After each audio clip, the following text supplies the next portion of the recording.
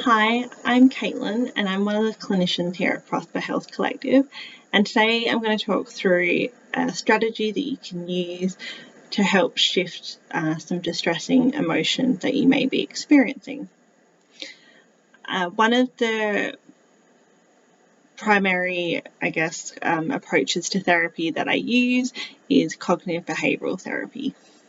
This is a therapy approach that's evidence-based and proven to help with things like anxiety, depression, and OCD, PTSD, and lots of different other disorders.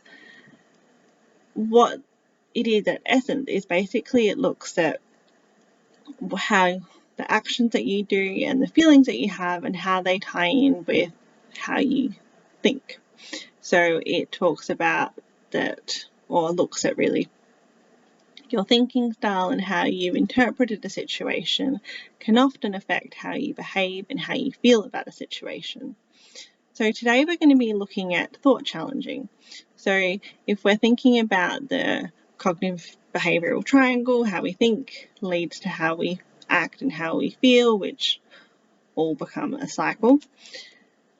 By changing the way we think about something can have a helpful effect on how we behave and even how we feel about that situation, and then how we feel and act when that situation or a similar situation might come up in the future. So we have thousands and thousands of thoughts a day, and often these are automatic thoughts. Some of them can be helpful, some of them are unhelpful, some of them are just plain weird, and we have no idea why we have them and why they popped up. So often, especially if we're focusing on something, these thoughts will just pass us by and we might not be paying too much attention to them. However, if the thought maybe is distressing, or we interpret it, or we're a bit unsure and it makes us feel a bit kind of off or uncomfortable, could suggest that this thought is unhelpful, and it can often lead to us having or experiencing distressing emotions or negative emotions, maybe feeling anxious or feeling hurt or sad. For example, if you were to arrive late at a class and you saw that no one you knew was there, and your automatic thought that you had was, oh my gosh, no one likes me, they must hate me, and that's why they're not here, you're likely to feel hurt and afraid, and it might lead you to sit maybe by yourself. You might even not attend the class, and so next time when the class rolls around, maybe you're feeling a bit more anxious because you're wondering whether your friends are going to be there or not, or should you just avoid the whole class in general just in case they're not there. And so you can see how if this kind of thinking style continues and the actions and the feelings that are associated with it continue, that it could lead you to experience more disordered symptoms of anxiety that impact on your functioning, day-to-day living, or lead to more depressive thinking and actions that could lead to something more like depression. Again, a disorder that impacts on your day-to-day living. So what can we do? So with these thoughts, often they're automatic and we're not quite aware of what they are. So one of the first steps is to notice maybe how we're feeling. So the first trigger that you're going to get, the first thing that's going to become aware to you is how you're feeling. So if you enter a situation and you feel quite distressed or you experience a strong negative emotion, it's probably a key or trigger really to look at what might be going on and what might have triggered that emotion. So firstly, be aware of what's kind of going on in your body. If you are having a strong emotional reaction to something, it could be a key thing to look at what's been going on. So that's the first step. So notice your emotions. What are you feeling? Are you feeling hurt? Are you feeling annoyed? Are you feeling afraid? Maybe you're feeling all of them.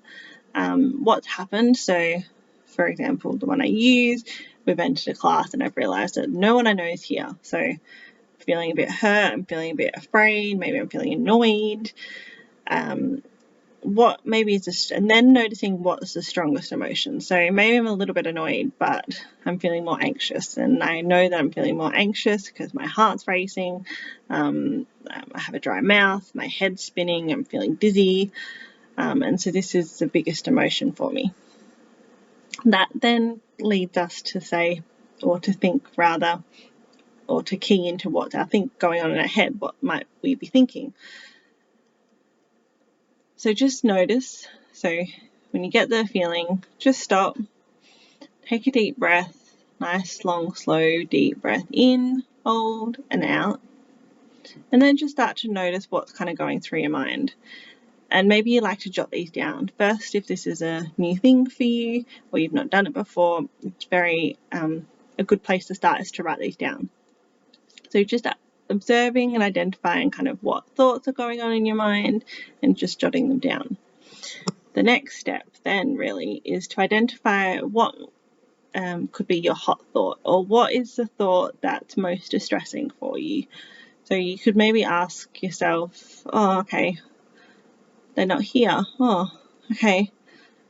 I'm thinking maybe I've done something, maybe they don't like me. Okay, well, what if they don't like me? Then maybe it means that no one likes me, and if they don't like me, then it must mean that no one likes me. And so maybe that's a thought that's more distressing for you. Not that you're annoyed that no one turned up, but that you're kind of worried that maybe they didn't rock up because they didn't like you, and that maybe no one likes you.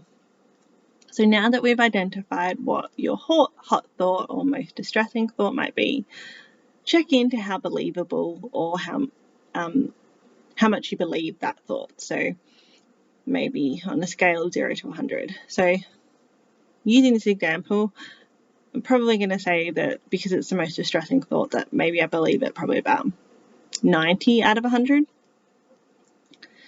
Then what we need to do is to start to challenge that hot thought. So asking yourself, are there other ways to look at the situation? Am I using extreme ways or exaggerated ways of thinking? If I wasn't feeling nervous, would I view it differently? What's the realistic likelihood of no one liking me? How might someone else view the situation? Does it really help me to think this way? And really, what's maybe an alternative way of thinking to this situation? What also could help you when you're challenging things is to look for the evidence for and against your hot thought. So, for example, evidence for this hot thought. So this person or me in this situation, maybe previously my brothers told me that I'm a complete loser and that I'm really annoying. And maybe in the past people have told me that they hate me. So that's my evidence for that maybe no one likes me because my brother told me that I'm a loser and no one likes me. And before, I've had people in the past that have told me that they hate me.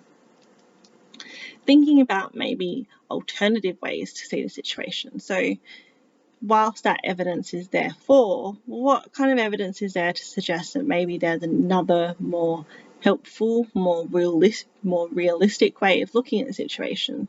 So usually my friends do come to the class and they just haven't rocked up this one time. I know that not everyone likes everyone, but I know that I have a good group of friends. And I also know that sometimes my brother just says things to annoy me. So after looking at the evidence both for and against my thought and starting to challenge that thought of, is there an alternative way? How might someone else look at the situation?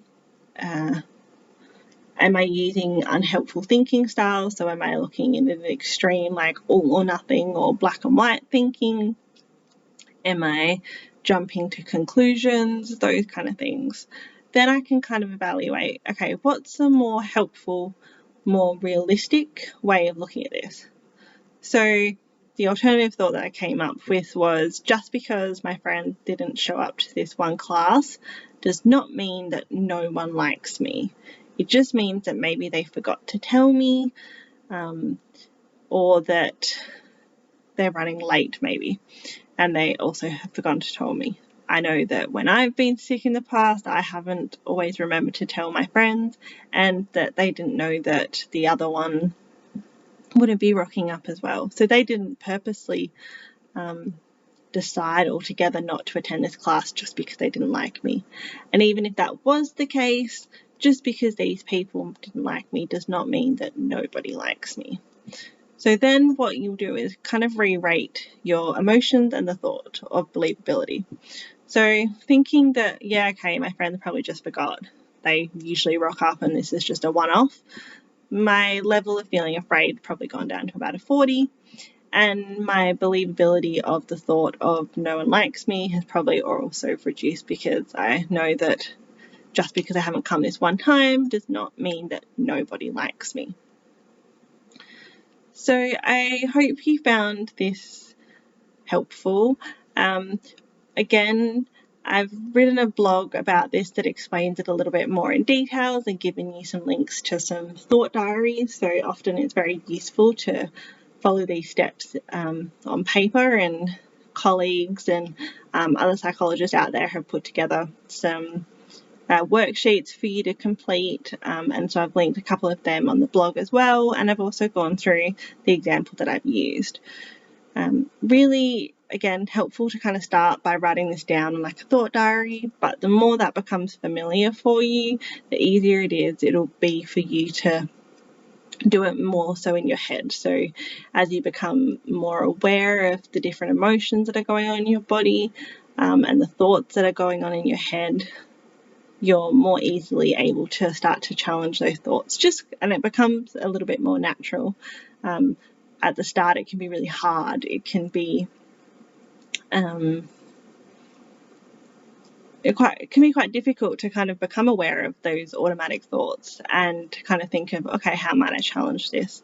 So again, if you are having trouble and you are finding it harder to kind of challenge the thoughts that you are having, and it is affecting the way you're able to do things in your life, please contact us here at Prosper Health Collective, and we can help support you in this process, but also looking at your whole life to see how we can best help you to fulfill your life and live life to the fullest. Thanks.